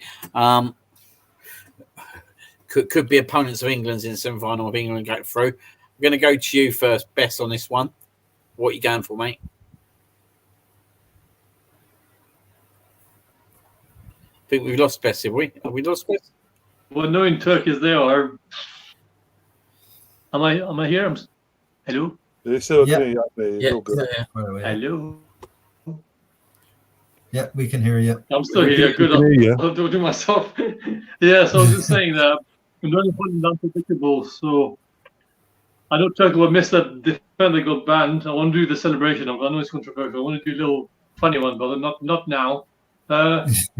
Something tells me Turkey might just edge because knowing them again. They're Oh, we have lost him now. So we'll let you finish that one off, Mark. I'm going to go 2-0 Netherlands. No particular massive reason why. I was impressed with them against Romania. As you said, Olim, Romania could have been just absolutely shocking, but maybe that's the one that just kickstarts Netherlands tournament. We'll see. I'm just going 2-0. Not with any great degree of conviction, but that's what I'm going with, 2-0 Netherlands. And you, Jonesy? 3-2 Turkey. Going for another high-scoring game, yeah? Yeah. Right. Am I here? 2-1 Turkey. 2-1 Turkey. And yeah, Bess, we're waiting for your predictions still. What are you going for? Okay. I'm fighting myself. Turkey might just scrape it 1-0 because knowing them, they're unpredictable just as much as Holland were before I cut off. So I'll say Turkey might just scrape the 1-0.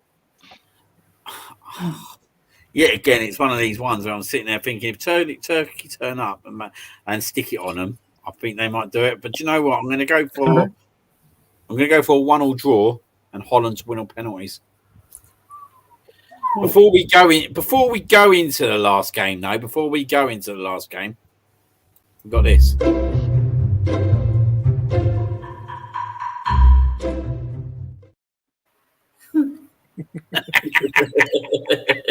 You've got sponsors in there.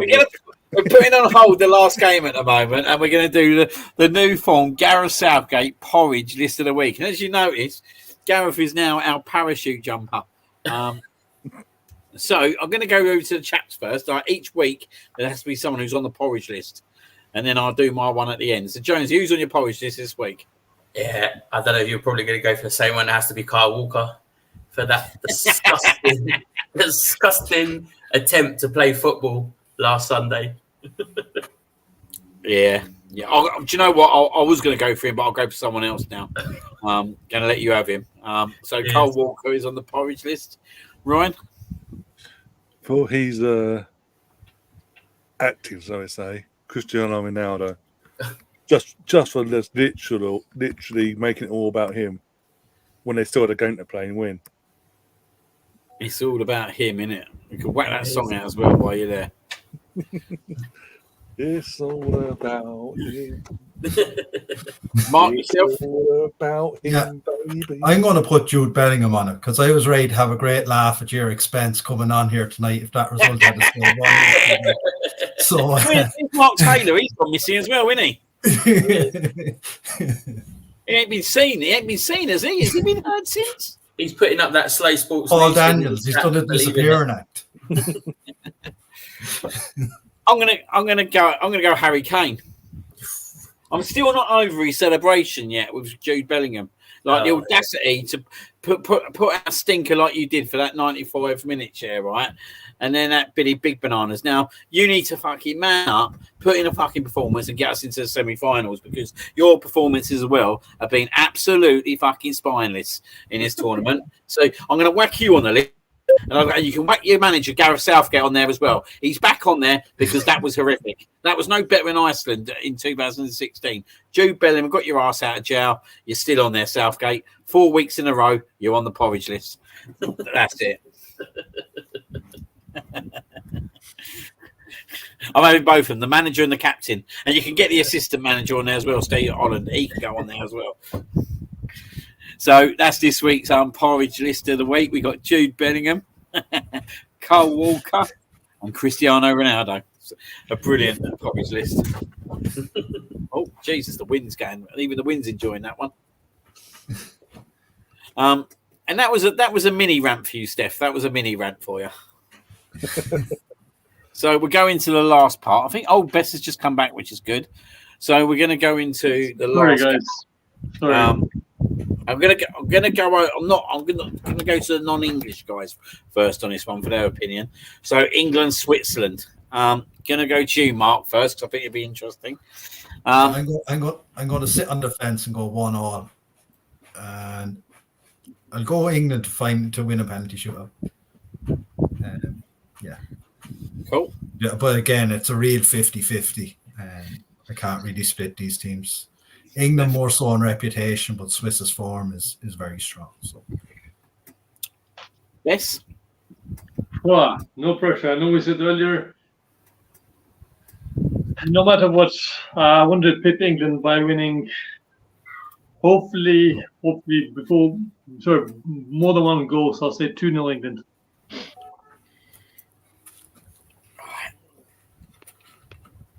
Jonesy. I don't know. I'm going to get pelters. I'm going 2-1 Switzerland. Oh!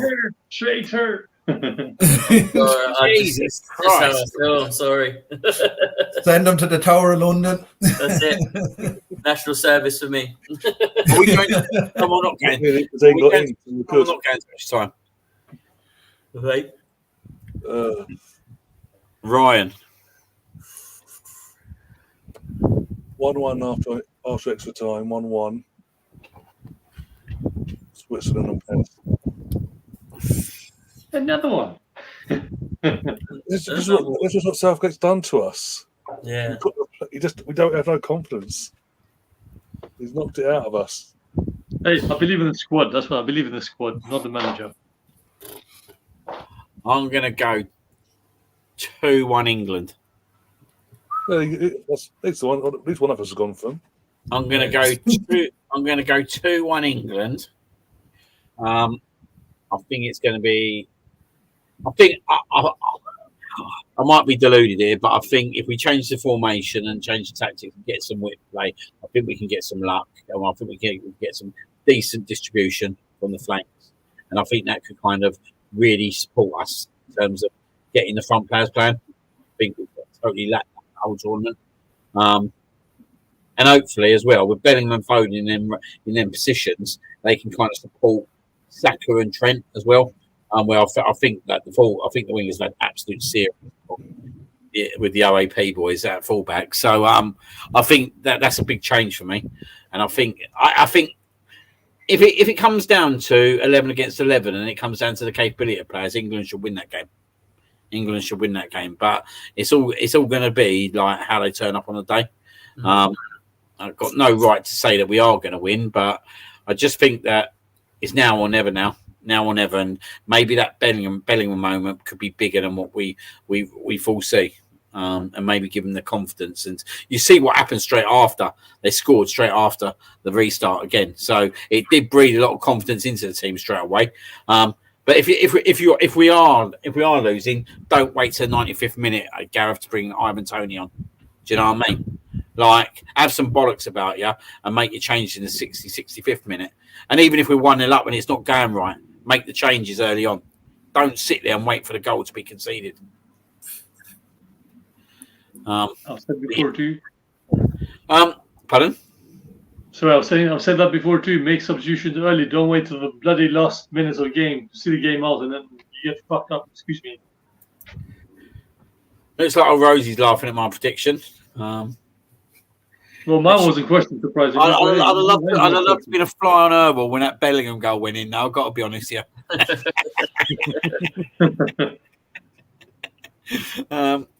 So yeah, and obviously Stefan's saying surely England have got to show some bollocks sometime. Well, it's now or never, innit? It is now or never. But yeah, I'm going to go 2-1 England. So obviously that is the round of games. There'll be 2 games tomorrow night. Am I right in saying that Spain, Germany, and Portugal, France is tomorrow night? Yeah, correct. And Spain, Germany is 5 o'clock. Yeah, Spain, Germany 5 o'clock. Portugal, France is 8 o'clock. Cool. What a Friday that is. Yeah, get all the good football tomorrow and then get the crap games on Saturday. Yay me! You're not far wrong there. You're not far wrong there. And while I've got you chaps, just a quick one, obviously, because all gooners yourselves like myself. What's your thoughts on this Italian defender being linked? Yeah, look, I'll go first. I haven't seen him at all until this competition. What I saw in this competition was impressive. Particularly his run and assist against Croatia, very impressive. So yeah, again, look, it's a very small sample size, 3 or 4 games, but what I did see in the tournament, I was impressed with. And again, look, Arteta and Edu, when they've made signings, they haven't steered us far wrong, particularly guys who are being bought to come into the first team. So it's a good start to the transfer window, and obviously Raya was confirmed today as well, which I think we all knew was going to happen. So yeah, great. It's good that's been clarified now. In terms of any additional transfers you'd like to see come in, Mark, at the moment, you mentioned him earlier. I'd love Nico Williams. I would love to sign a player like that. Whether we can do it, I don't know. I think his release clause is only like 50 million, so if it can be done at that price, I think you have to be all over it. We'll see. Yeah, definitely. Some good shouts there. And Bess, yourself, what's your thoughts? This Italian guy seems decent. He seems to have a good presence around him. He seems to play with a flair in his feet, likable, seems to go by his business. Hopefully we sign him. I mean, I only get happy when our team announces it, but if it's done great. Also, as Mark's saying, I'm looking at the proposition, hoping we get someone like Nico Williams as well. I mean, he looks the real deal on that left side. I love Martinelli, but sadly, he needs someone to compete with him. And if we do get someone extra and plus a striker, we can call ourselves now strong and just push on to be getting this season. Hopefully, it goes that way as well, and then take it from there. Definitely. Over to you, Ryan. Your current thoughts? On this lad, again, I haven't seen him up to this year. I didn't even heard of him up to this tournament. But from what I saw before they went out, looks like a nice set of player. I think he'll fit in. I think it could be a positive. I mean, just more squad depth. I mean, we've got more games coming in terms of thick and fast as well, because there's the extra games in Champions League now, so it's good for squad rotation as well. Just got to wait and see. Obviously, get it over the line first. Get him in the shirt. Get him in the photo to the shirt, and before get 2K away. We know what Chelsea's like when they get involved with our players that we want. Apart from that, just wait and see. But he looks good from what I'm seeing. But obviously, from Syria, is he going to be one of them players that come from Syria? Can't adapt to the Premier League because Premier League and Serie A are different styles of leagues and this, that, and the other. Will he adapt? So it's obviously wait and see. But hopefully, if he does come, he does fit in and he does adapt quickly because he does look the real deal. And it's competition for not just Gabriel, but from the versatility he has for Union and Timber, whoever's going to be our first left back next season. Yeah, and it's going to be quite interesting, isn't it? When you start looking at the players that obviously there already, Tomiyasu, Kivor, Timber, looking at them fullback roles, and they're talking about him on the left-hand side as well, can cover 2 positions. Jonesy, could we possibly see Timber I'm not saying he'll play there, but could he be an option in defensive midfield as well? Well, yeah, he could do. I'm sure he's done it for the. Was it Ajax? Yeah, he was at before. I know his brother plays there as well. But yeah, it could be an opportunity for us to try him in that sort of role. Like Zinchenko seems to go into midfield. Maybe Timber does as well. But the kid looks good. I don't know much about him, to be fair. From what I've heard, Jorginho's played a part in it. I don't know. That could be true. That could be, Agent Jorginho who's helped get it over the line. That could be the only good thing that Italy have done. But yeah, he looks the part. He looks the character, the sort of type of player that Arteta likes to have in the squad. And like Mark and Ryan said, and Bez, squad depth is key this year. We're kind of faltered on the cup competitions, and I think these sort of signings help us boost those sort of runs, which would be good. Yeah, I think the same for me. I think I've only seen what I've seen from him, obviously in the tournament. He seems a very confident lad, very good on the ball, which obviously will be a typical Mikel Arteta kind of player. Ladies are definitely going to love him. We know that much already. With that long hair, so there's going to be a lot of competition there. But I just think people sit there going, what's going on with Timber? It's a squad game. I said it at the back end of last season. No one knows what Mikel Arteta's thinking. I'll still sit there and say there was a method to his madness at the start of last season, and don't be surprised if there's a shock within a player.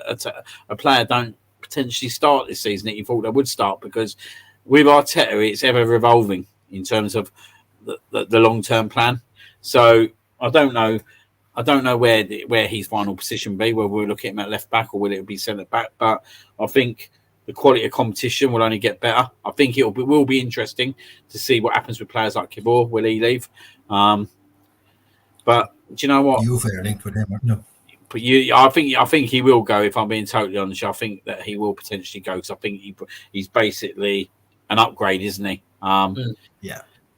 But I'm more intrigued in terms of what else we can do moving forward. So, like you said, Nico Williams. I think there's definitely room for a left winger at the club. I think Martinelli needs someone who's going to give him proper competition now. And it wouldn't surprise me, because we see at the back end of last season whether Martinelli would cover the left and right, because we see him play their last game of the season last year. It's not easy to go out and buy a right winger, because they know they're always going to sit behind Saka, which is always going to be a bit of a problem. So I think internally we'll look at that solution on the right hand side.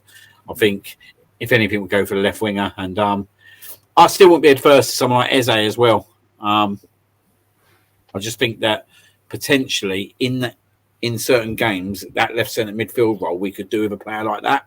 But I don't know how viable that deal is as well. There's been a lot of talk about it, isn't there? So, there is a lot of talk. And around defensive midfield, I just don't know. There just don't seem to be much going on there. It does make me think, do we think that if we do go and buy a player like, I don't know, like an Eze and that, would we potentially hold up with a defensive midfield? And if Partey did stay, I just don't know at the moment. It just doesn't seem to be much talk. But then the big, I suppose part of the big problem is everyone's at the Euros, isn't they? Yes. I know Belgium have just gone home. I know we was looking at Nana at one point, but I just don't know whether we're going to go for that position or not. I'm not sure what you guys think on it, on that defensive midfield role. I think it's needed massively. I think if we do sell Partey, I think Partey's a major part in rejigging our midfield this summer. I think they want to get rid of him. It's a matter of who comes in for him and the price they can get for him first. Move him on and get someone else who their priority is in as well at the same time. But getting him out the door is the priority, I think, in terms of that. Because obviously Jorginho got his contract extended, so there must be a plan of acceptance in terms of Partey being moved on this summer to ease off and allowing Jorginho to get the place Partey this summer. So when Jorginho retires or whatever goes next summer, we can replace him then. But, who's the secret German? The secret German, yeah. There's the secret German who apparently signing after. Well, that could be. There's obviously a few names there, isn't there? I suppose Kimmich is probably the favourite out of all of Pardon? No, that young lad from Bayern Munich. More Musiala. Yeah. That would be the dream. That would be the dream. Now we're talking, Ryan. Yeah, good call. Is it the same guy that we could have picked to play for England as well? No. Yeah, Musiala. Yeah, he could have played. Yeah. He was with Chelsea. I mean, who knows? Leroy Sane, Batty BX Gunners mentioned. Do we think we'd go for someone like him?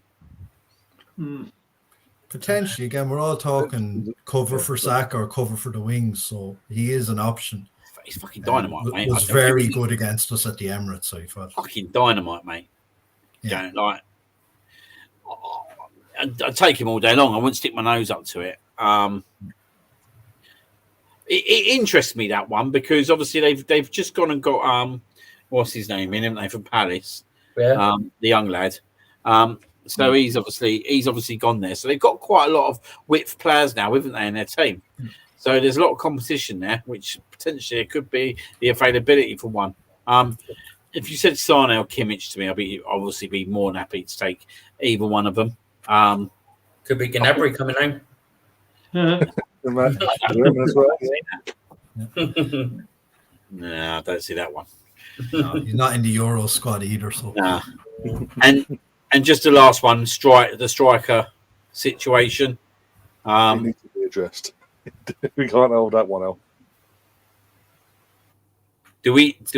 I know the Greek lad was obviously mentioned a few weeks ago. Do you think that's the favourite, Ryan, at the moment? If anyone comes in,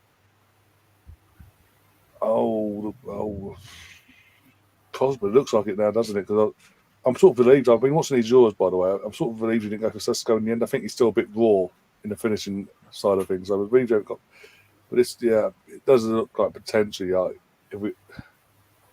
don't think it's a matter of if. I think it's a matter of when. I think it's in terms of when we get Eddie at the door and all that, because we're trying to sell Eddie. Thank God. I'm not resentful of us keeping Eddie, am I, guys? No, all jokes aside, we do need to move him on and upgrade. And I think the players we've been linked to, include this Greek lad, they are upgrades to an Eddie. Let's be honest. And we want to be serious about not just being the team that pushes City and actually win this bloody title in the next 12 months or so. We do need to get rid of the players like Eddie and actually have the top quality replacements come in and take their spots and push the likes of Havertz and Jesus, basically. More of Havertz. I think Jesus he's to be phased out. I think he'll be kept on, but I think he'll be more of a squad rotational player, be it as a striker or the right winger, depending on what we do in the summer, basically. I think he'll just be phased out and sold on next summer, maybe. That's why it does interest me with a winger. We're we going to go for a winger? Do you know what I mean? Because when you start looking at it, you think Jesus would be available, won't he? There was Martinelli, Saka. There's still definitely room for one more for me. But that striker, it's Trossard's still there as well. So you've already got 4 players there, haven't you? Which is quite a substantial amount as it is. So, and when you're looking at them 4 players, they're 4 players that would expect to want to play football. Do you know what I mean? They're not going to want to sit in the Reece Nelson role. If we're being frankly honest, do you know what I mean? Whatsoever. So I think that's going to be that. I think that'd be an interesting one. But I think with the striker situation, it's definitely needed. But whoever comes in, they won't start up front for me straight away. I think Havertz has earned the role and the position there at the moment, and I think they'll be eased in. I'll be very surprised if they're thrown in straight away in the Wolves game. I just think we'll stick with what we got with. But we've got to be ready because we've got the 2 toughest games away from home in the whole season in the first few weeks. You've got your North London derby and you've got Man City away. So we need to get points out of it. So we need to be ready. We need to be ready for them games. Yeah, have to hit the ground running. Absolutely. Yeah, because you don't pick up points in them 2 games. You're already chasing, aren't you? Yeah. So yeah, that's interesting times ahead, guys. Interesting times ahead. Obviously, thank you very much, everyone, for joining the show tonight. I'll just go over to Ryan quickly. What you got coming up, mate, on the show?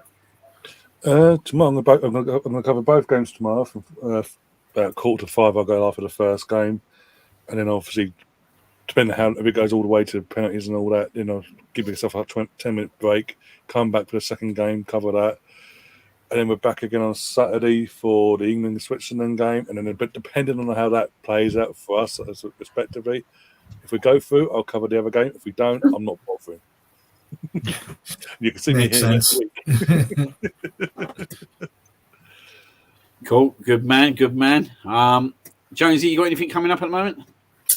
Yeah, we're actually going to do a watch along for this Saturday for WWE Money in the Bank for all you wrestling fans. We will kick things off at 11 p.m. with a preview show beforehand. So yeah, come and join us if you're up late. See how what Saturday goes, mate. First. Yeah, I might need it, to be fair. Yeah. I'll never do two. That 2 nights was hard work, mate. Yeah, it was. You went for about a week after. Crazy. Bess, thank you very much for coming on, mate.